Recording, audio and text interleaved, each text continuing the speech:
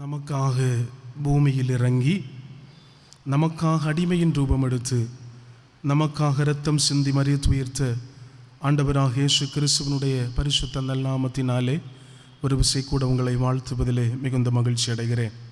இந்த நாளிலும் ஆண்டவராக இயேசு கிறிஸ்து கல்வாரி சிலுவையிலே மொழிந்த முதல் வார்த்தையை நான் உங்களோடு பகிர்ந்து கொள்ள விரும்புகிறேன். அதற்கான ஆதாரமாக தெரிந்து கொள்ளப்பட்ட திருமறை பகுதி லூக்காவினுடைய நற்செய்தி நூல் 23ஆம் அதிகாரம் அதனுடைய 34வது வசனம். அப்பொழுது இயேசு, பிதாவே இவர்களுக்கு மன்னியும், தாங்கள் செய்கிறது இன்னதென்று அறியாமல் இருக்கிறார்களே என்றான். ஆண்டவராகிய இயேசு கிறிஸ்து கல்வாரி சிலுவையிலே அறையப்பட்டு தொங்கிக் கொண்டிருக்கின்ற இந்த நேரத்திலே எல்லாருக்காகவும் அவர் சொல்லுகிறார், பிதாவே இவர்களை மன்னியும், தாங்கள் செய்கிறது இன்னதென்று அறியாமல் இருக்கிறார்களே. இரத்த வெள்ளத்தில் சரீரமெல்லாம் சிதைக்கப்பட்ட நிலையிலே நமக்காக பிதாவோடு மன்றாடி கொண்டிருக்கிறார். அழகும் இல்லை, சௌந்தரியமும் இல்லாத ஒரு சூழல், அவருடைய முகங்கள் எல்லாம் சிதைக்கப்பட்டிருக்கிற ஒரு சூழல், யாரும் விரும்பத்தக்காத ஒரு ரூபத்திலே அவருடைய முகம் இருந்தது என்று சொல்லி நாம் அறிய முடிகிறது. ஒரு புறம் கேலி நிறைந்த வார்த்தைகள், இன்னொரு புறம் பரியாசங்கள், இன்னொரு புறம் பயங்கரமான நிந்தனைகள், காரி உமிழுகிறார்கள், வெறுப்புக்குள்ளாக்குகிறார்கள். இப்படிப்பட்ட சூழ்நிலையிலும் ஒரு சிலர் கண்ணீரோடு கூட ஆண்டவராக இயேசு கிறிஸ்துவை நோக்கி கொண்டிருக்கிறார்கள். உலக பிரகாரமாக ஒருவர் மரிக்கின்ற போது அவரை சுற்றி அவருடைய பிள்ளைகள் காத்து நிற்பார்களாம். கடைசி நேரத்திலே ஏதாவது ஒரு நல்ல வார்த்தைகளை சொல்லுவார்களே என்று சொல்லி. ஆனால் ஆண்டவராக இயேசு கிறிஸ்துவனுடைய இந்த கல்வாரி சிலுவையிலே தொங்கிக் கொண்டிருக்கின்ற போதும் பலவிதமான கூட்டம் அந்த இடத்திலே நின்று கொண்டிருக்கின்றது. பரிகசித்தவர்களும் அவரை ஏளனப்படுத்தினவர்களும் நின்று கொண்டிருக்கிறார்கள்.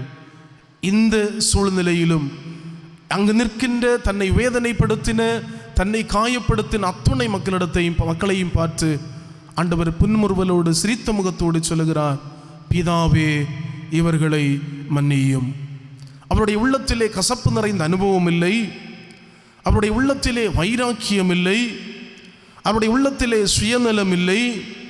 என்னை இவ்வளவு கொடுமைப்படுத்தினார்களே, என்னை இவ்வளவு ஏளனப்படுத்தினார்களே, நிந்தித்தார்களே என்று சொல்லுகின்ற எந்த எண்ணமும் அவரிடத்தில் இல்லை.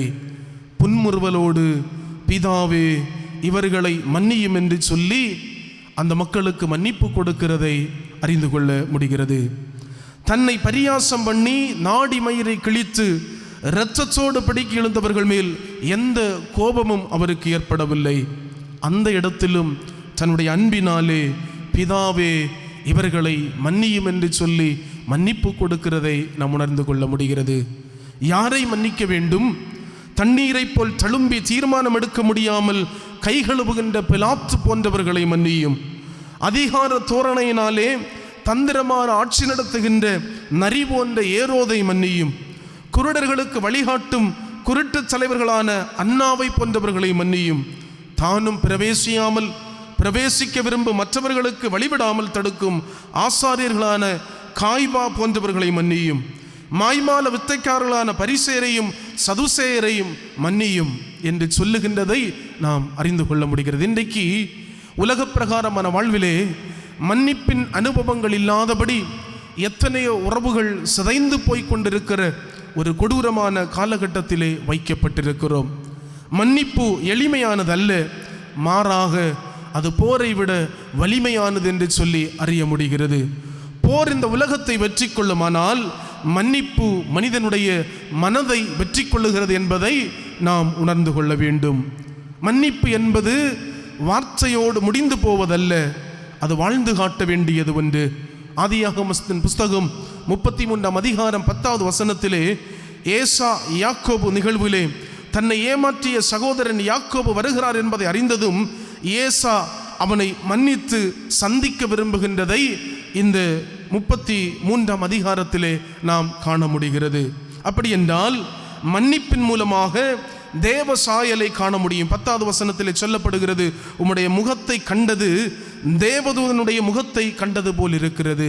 மன்னிப்பதன் மூலம் தேவனுடைய சாயலை நாம் காண முடியும் என்பதை நாம் மறந்து போகக்கூடாது. நெல்சன் மண்டேலாவை நமக்கு நன்றாக தெரியும். கருப்பின மக்களுடைய விடுதலைக்காக சுமார் 27 ஆண்டு காலம் சிறைவாசத்தை அனுபவித்தவர். இந்த சிறைவாசத்தில் இருந்தாலும் அவர் என்ன செய்கிறார் என்று சொன்னால், வெளியே வந்த பிற்பாடு அவர் எந்த கடினமான வார்த்தைகளோ அல்லது கோபமோ கொள்ளாதபடி தன்னுடைய இயல்பான வாழ்க்கையை வாழ்ந்து கொண்டிருக்கிறார். ஒரு நாள் அதிபராக பதவியேற்றுக் கொள்ளுகிறார். அவர் அதிபராக பதவியேற்ற போது தன்னை சிறைச்சாலையிலிருந்து கொடுமைப்படுத்தின சிறை அதிகாரியை அழைத்து அந்த பதவியேற்பு விழாவிலே அவருக்கும் ஒரு இடம் கொடுத்து அவரை அழகு பார்க்கின்றார். இந்த சிறை அதிகாரி வேதனைப்படுகிறார், ஐயோ, இப்படிப்பட்ட ஒரு மனிதனை நான் இவ்வளவு கொடுமைப்படுத்தினேனே என்று சொல்லி. ஆனால் இந்த நெல்சன் மண்டேலாவோ அவரை மன்னித்து அவருக்கு புதிய புதிய அனுபவங்களை கொடுத்தார் என்று சொல்லி நாம் அறிந்து கொள்ள முடியும். அது மாத்திரமல்ல, அவருடைய மனைவி பலவீனப்பட்டிருந்த போது அவருடைய இல்லத்திற்கே சென்று ஆறுதல் சொன்னாராம் என்று சொல்லி அறிய முடிகிறது. அன்பிற்குரியவர்களே, இப்படிப்பட்ட இந்த மன்னிப்பு ஆண்டவராகிய இயேசு கிறிஸ்துவினிடத்திலிருந்து வெளிப்பட்டது என்பதை நாம் உணர்ந்து கொள்ள வேண்டும்.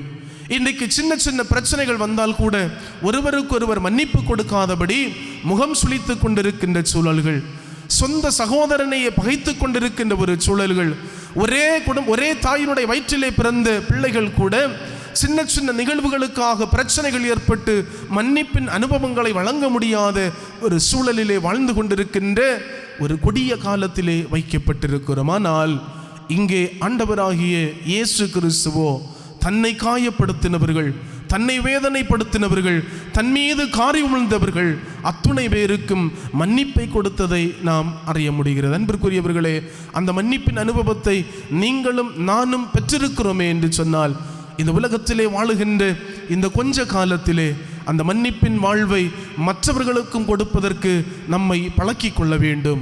அப்படி பழக்கிக் கொள்ளுகின்ற போது தேவனோடு இணைந்திருக்கின்ற அனுபவங்களை நம்மால் அதிகமாய் உணர்ந்து கொள்ள முடியும். அப்படிப்பட்ட ஒரு அனுபவத்தோடு வாழ்வதற்கு மன்னிப்பின் சிந்தையை வெளிப்படுத்தி அனைவருக்கும் மன்னிப்பு கொடுத்து தேவனோடு அவரோடு இணைந்திருக்கின்ற அனுபவங்களோடு வாழ்வதற்கு நம்மை முழுவதுமாய் ஆயத்தப்படுத்துவோம். கர்த்தர் இந்த வார்த்தைகளின் மூலமாக ஒவ்வொருவருடைய வாழ்விலும் மன்னிப்பின் அனுபவங்களை தந்து நம்மை வழிநடத்தி செல்லுவாராக. ஆமேன், ஆமேன், ஆமேன்.